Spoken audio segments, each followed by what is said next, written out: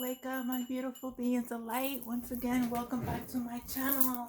My name is Jeanette, and I am a high vibrational being. Today, I am not reading any cards. I don't have any messages for the collective.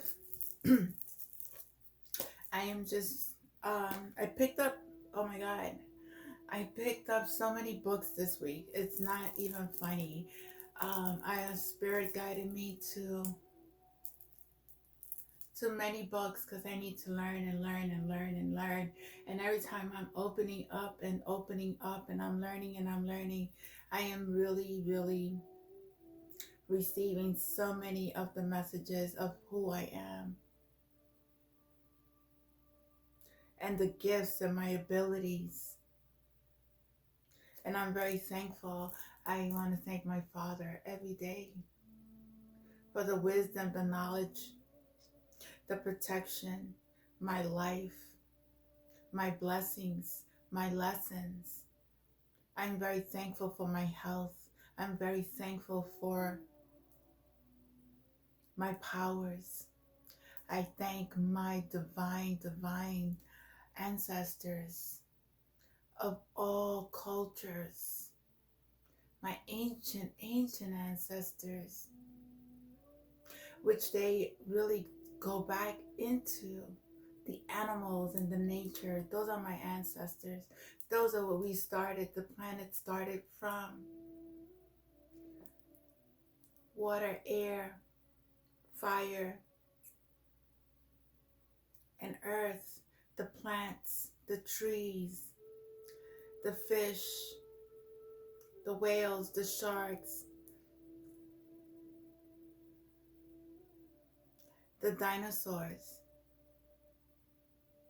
Neanderthal men, cavemen, cave woman, whatever. These were our ancestors. The angels, the falling angels, the earth angels, because there was dark and there was light when it first came. All the gods and goddesses that were on this planet. I thank them all.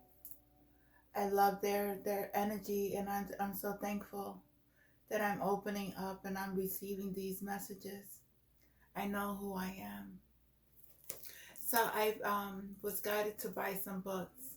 The first book that I started to read, which several books that I'm reading, is like I pick up one book, then I read some from one chapter.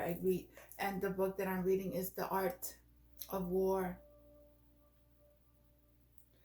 by Sun Tzu. Considered the most prestigious and influential book of strategy in the world today, conflict is an inevitable part of life. According to this ancient Chinese classic of strategies, but everything necessary to deal with conflict wisely, honorably, victoriously, is already present within us.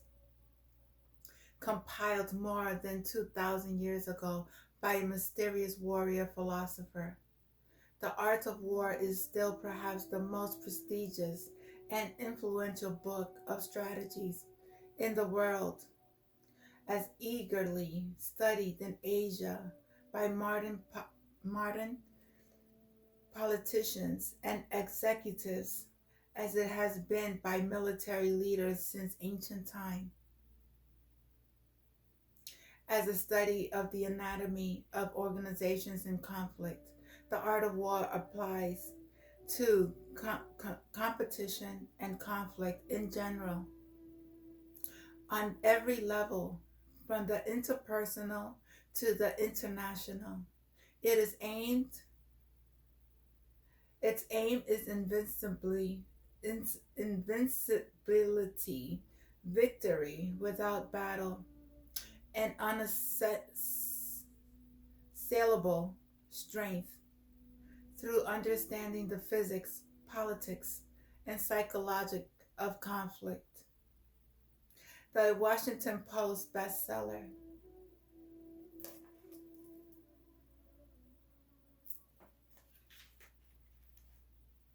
And if you copy my context, know that you will be, you'll have karma for the rest of your life.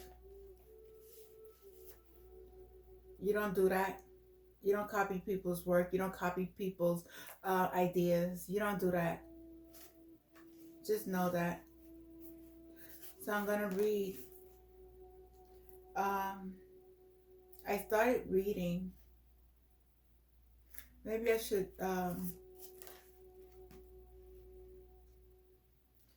read it from the beginning for you.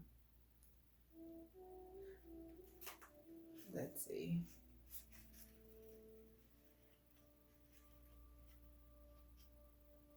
I'm going to read a few pages, not too much, so that way you'll understand. Taoism and the Art of War.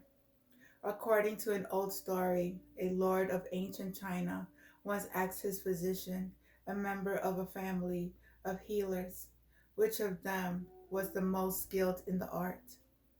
The physician, whose reputation was such that his name became synonymous with medical science in China, replied, "My eldest brother sees the spirit of sickness and removes it before it takes shape. So his name does not get out of the house. My elder brother cures sickness when it is still extremely minute. So his name does not get out of the neighborhood. As for me, I puncture veins, prescribe potions, and massage skins. So from time to time, my name gets out and is heard among the lords. According to the tales of ancient China, none captured more beautifully than this the essence of the art of war, the premier classic of the science of strategy in conflict. A Ming Dynasty critic writes of this little tale of the physician. What is essential for leaders, generals, and ministers in running countries and governing armies no more than this. The healing arts of the martial arts may be a world apart in ordinary usage, but they are parallel in several senses. In recognizing, as the story says, that the less needed, the better, in the sense that both involved strategies in dealing with disharmony, and in this sense that in both knowledge of the problem is key to the solutions. As the story of the ancient healer in the Sun True's philosophy, the peak efficiency of knowledge and strategy is to make conflict together unnecessary, to overcome others' army without fighting is the best of skills. And like the story of the healer, Sun Tzu explains, there are all grades of martial arts.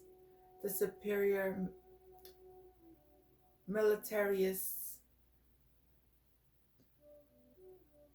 foils enemies, plots. Next best is to ruin their alliance. Next after that is to attack their armed forces. Worst is to besiege their cities.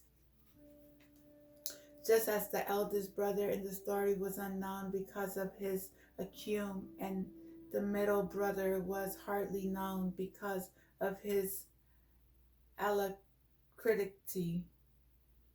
Sun Truce also affirms that in ancient times, those known as skilled warriors won when victory was easy.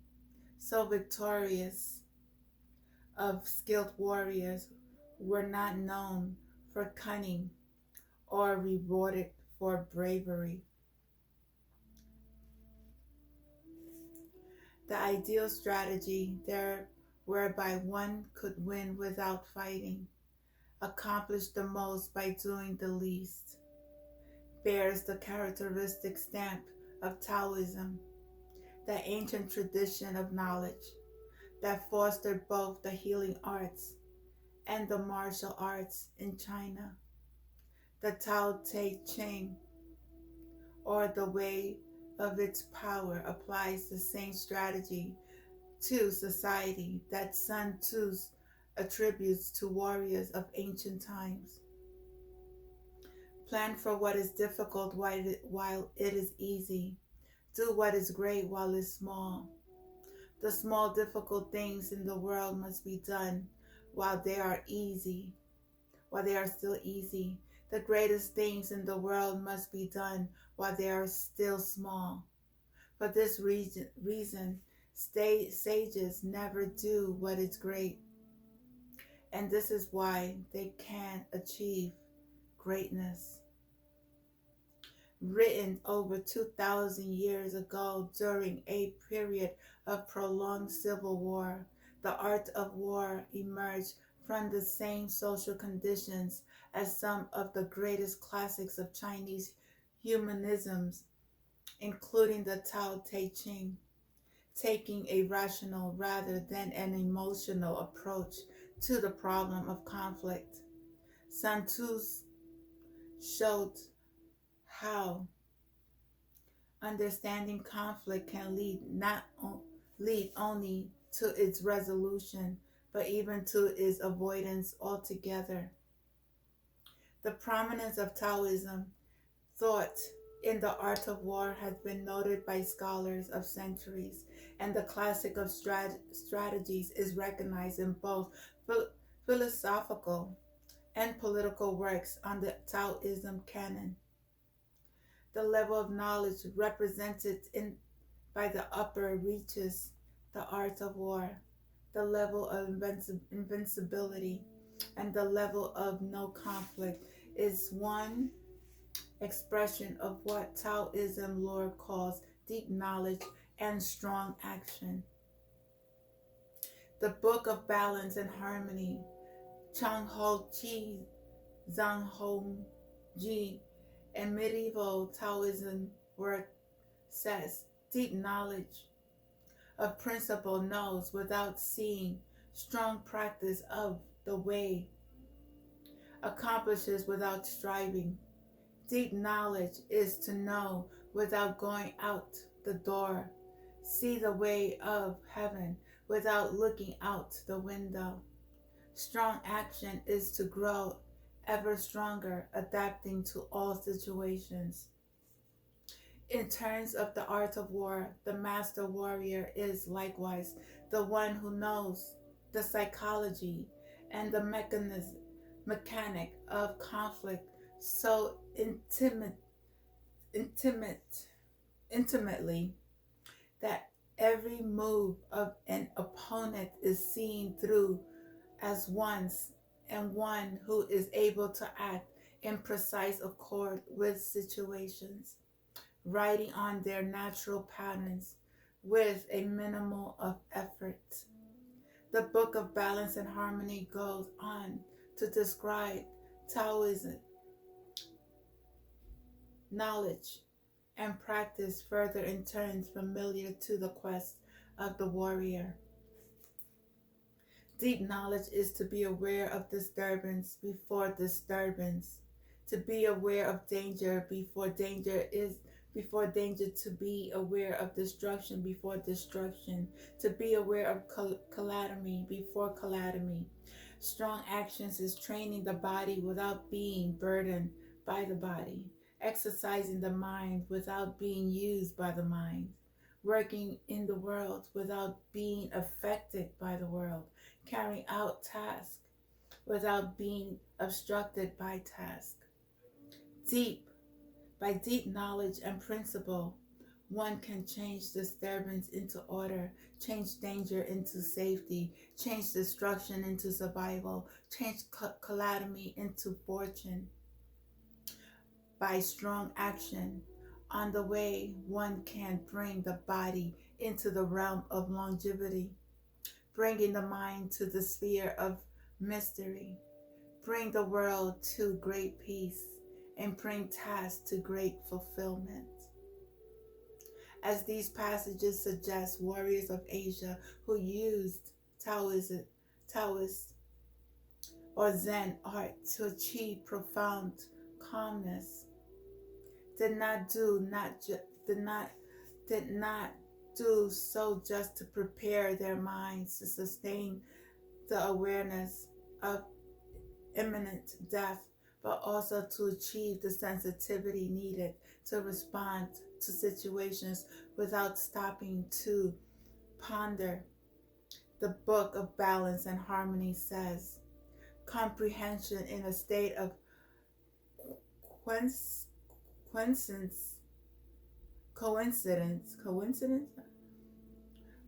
accomplished without striving, knowing without seeing, is the sense and response to the transformative Tao. Comprehension in a state of quiescence can't comprehend anything. Accomplishment without striving can't accomplish anything. Knowing without seeing can know anything. As in the art of war, the rage of awareness and efficiency of the Taoists adapt in unnoticeable,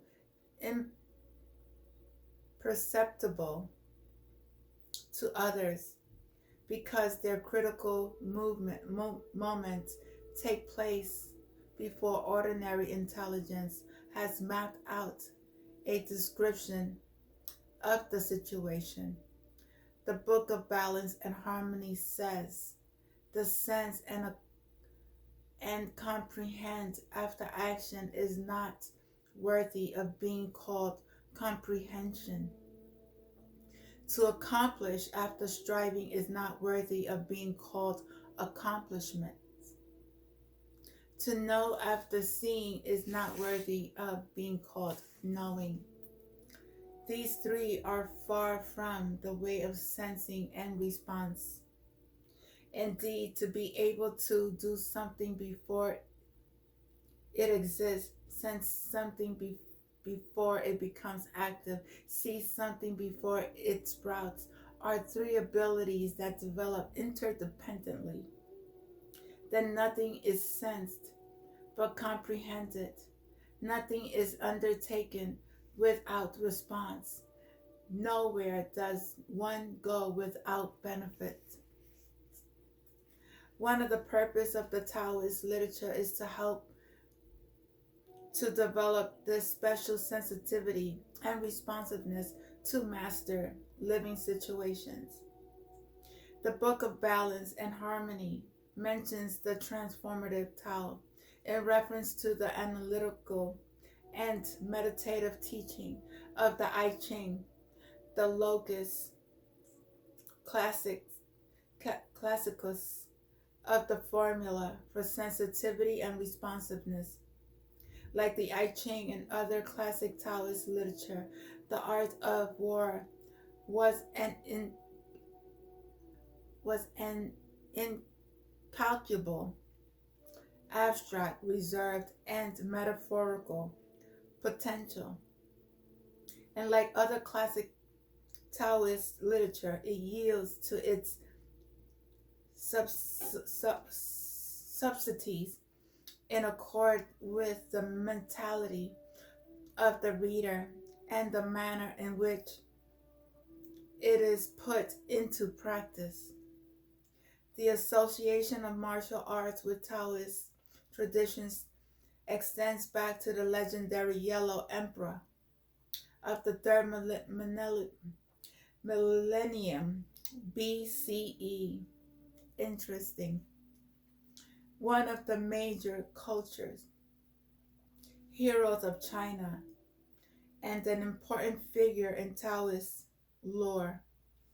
According to myth, the Yellow Emperor conquered savage tribes through the use of magical martial arts taught him by a Taoist immortal. And he is also said to have composed the famous Yang Convergence Classic, Ying Fu Qing, Ying Fu Jing, a Taoist work of great antiquity, traditionally given both martial and spiritual interpretations. Over thousands of years later, warrior chieftains overthrowing the remnants of ancient Chinese slave society and introducing humanistic concepts of government composed the classic saying of the I Ching, another Taoist text traditionally used as a basis for both martial and civil arts. The basic principles of the I Ching figure prominently in the Sun Tzu's science of political warfare, just as they are essentials to individual combat and defense techniques in the traditional martial arts that grew out of the Taoist exercises. The next generation Taoist text after the Ying conversions classic and I Ching was the Tai Ching, like the art of war, a product of the era of the warring state which ravaged China in the middle of the first millennium BCE. This great classic represents the prevailing attitude towards war, the characteristic Sun Tzu manual that it is destructive even for the victors, often counterproductive, a reasonable course of action only when there is no choice. We don't have to fight a war with guns and violence. We could do it strategically, very well balanced, and both with both opponents. If both opponents are on the same harmony, vibration, those who assist a leader by means of the Tao do not use arms to coerce the world, but these things tend to reverse. Brabbles grow where an army has been. Bad years follow a great war.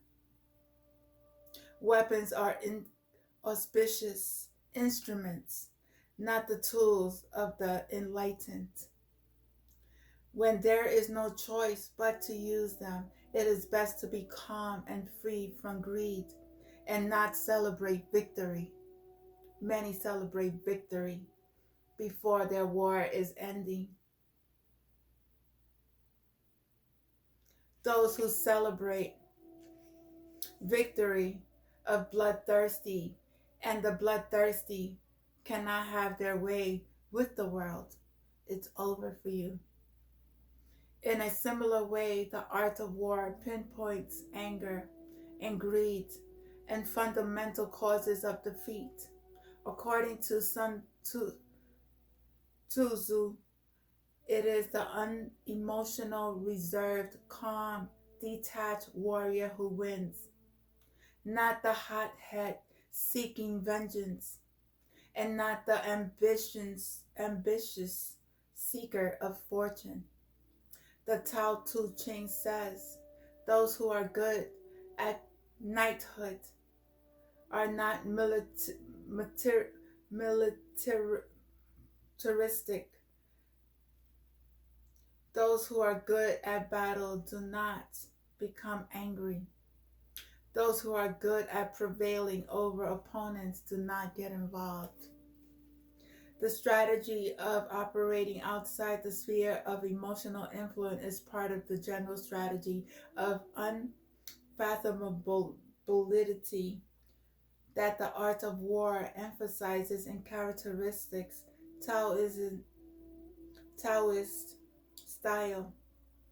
Sun Tzu says, those skilled in defense hide in the deepest depth of the earth, darkness. Those who skilled in attack maneuver in the highest height of the sky, light. Therefore, they can preserve themselves and achieve complete victory.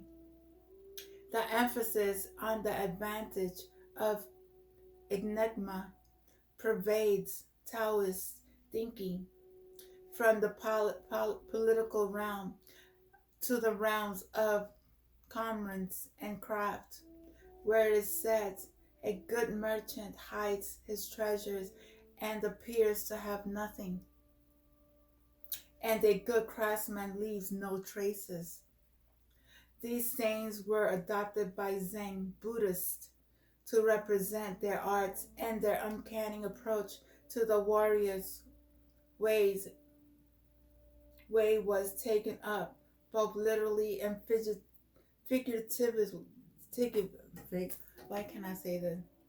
Figuratively by Zen Buddhists who were among the foremost students of the Taoist classic and developers of esoteric martial arts. I just want to say this. We have to be very open and not judge people's cultures, not judge people's religion, not judge people's beliefs. Buddhists, I read a comment in one that somebody said that the Buddhist was evil. And that's not true. You have to be very careful with what you're saying and how you're projecting your beliefs on other people's cultures and other people's beliefs. As a person who is balanced, will not judge, and a person who is open will not speak down on any culture, on any spiritual belief or practice. For these practices of ancient times have been around, were the ancient ones. And in order to be able to understand, you have to read. You have to be open to learn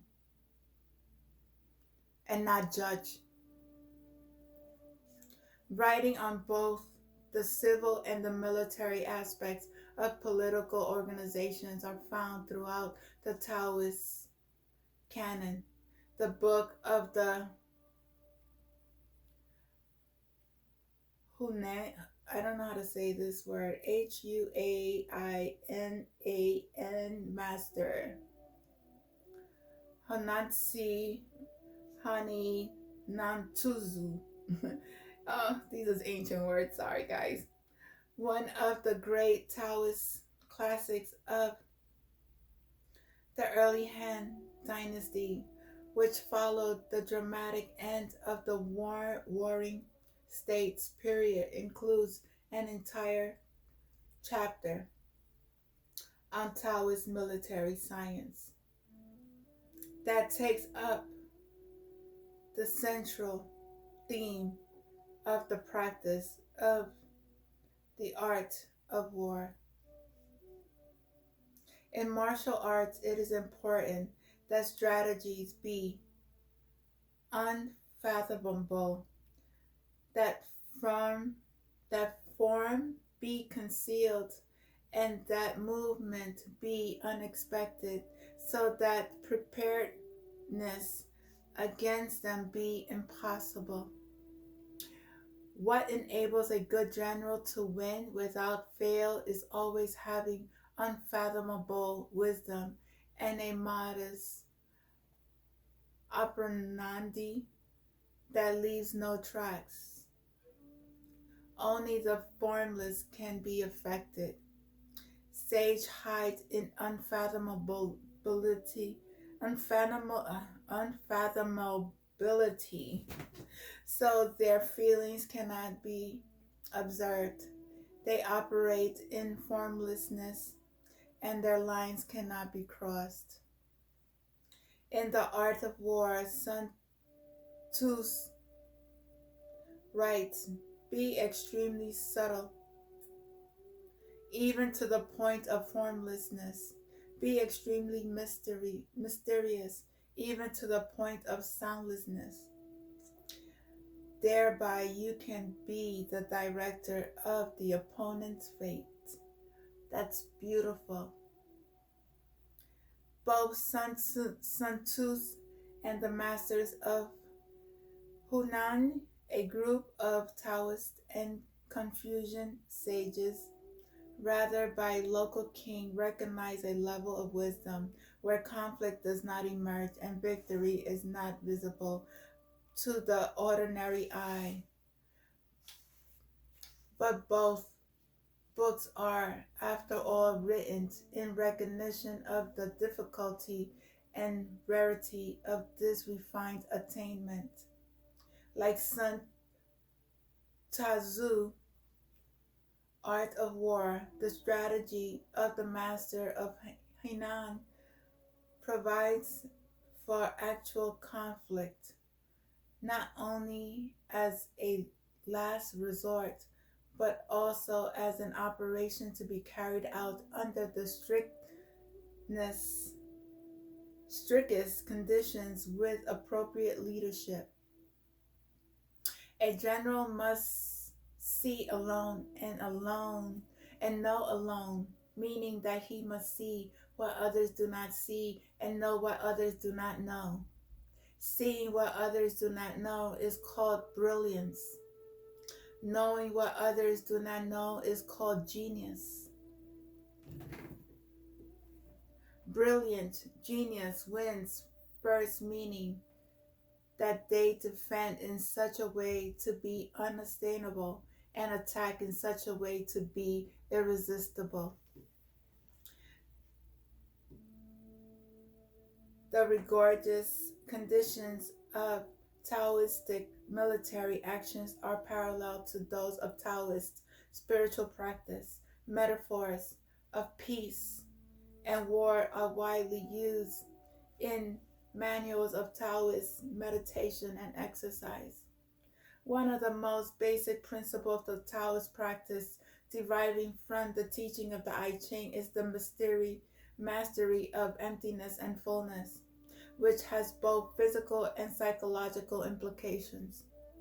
Given an entire chapter of the art of war, the mastery of emptiness and fullness is fundamental to the physical accomplishments of the Taoist fighting art, like absolute boxing, and to the organizational, of social, political aspects of the arts of both civil and military government, explaining the understanding of emptiness and fullness as the way to certain victories. The master of Hunan says, "This is a matter of emptiness and fullness. When there are rifts between superiors and subordinates, when generals and officers are disaffected with each other, and dissatisfaction has built up in the minds of the troops, this is called emptiness. When the civilian leadership is intelligent and the military leadership is good, when superiors and subordinates are of like mind, and will and energy operates together, it is called fullness. The skilled can fill their people with energy to confront the emptiness of others, while the incompetent drain their people of energy in face of the fullness of others. When warfare and justice embrace the whole people, when political works are sufficient to meet national emergencies, when the policies of selections for office is satisfactory to the intelligent, when planning is sufficient to know strength and weaknesses, that is the basis of certain victory. The political basis of military strength or social basis of strength of any organization is teaching that is also rooted in the I Ching. In the art of war, this is given premier importance as the first item, and the first chapter on the strategy involves examining the way of an adversary group, the moral fiber, the coherence of the social order, the popularity of the government, or the common morale. Under the right conditions, according to the Sun Tzus, a small group could prevail over a large group, and among the conditions that could make this possible were justice, order, cohesion, and morale. This is another pivot of Chinese thought that is also highlighted by the master Hunan in the context of the military strategies. Strength is not just but not a matter of extensive territory and a large population. Victory is not a matter of efficient armament. Security is not just a matter of high walls and deep moats. Authority is not just a matter of strict orders and frequent punishments. Those who establish a viable organization will survive even if they are small, while those who establish moribund organizations will perish even if they are large. The theme is also emphasized by another of the great military strategists of the old China, Zhou Liang of the 3rd century CE, who followed the teaching of the Sun Tzu to become legendary for his genius. The Tao military operations lies in harmonizing people. When people are in harmony, they will fight naturally, without even extorted to do so. If the officers and soldiers are suspicious of each other, warriors will not join up. If loyal advice is not heard, small minds will talk and criticize in secret. When hypocrisy sprouts, even if you have the wisdom and of the knowledge, warrior kings, you could not defeat a peasant, let alone a crowd of them. Like this, why tradition says a military operation is like fire. If it's not stopped, it will burn itself out. Zhou's status as a practical genius is one of the great is so great that his designs and writing about him are actually included in the Taoist canon, like the Art of War and the Taoist classic Zhu's philosophy of warfare approaches the positive by way of negative in the Taoist fashion in non-doing. I'm going to the next I'm gonna do another video because it's gonna cut off here.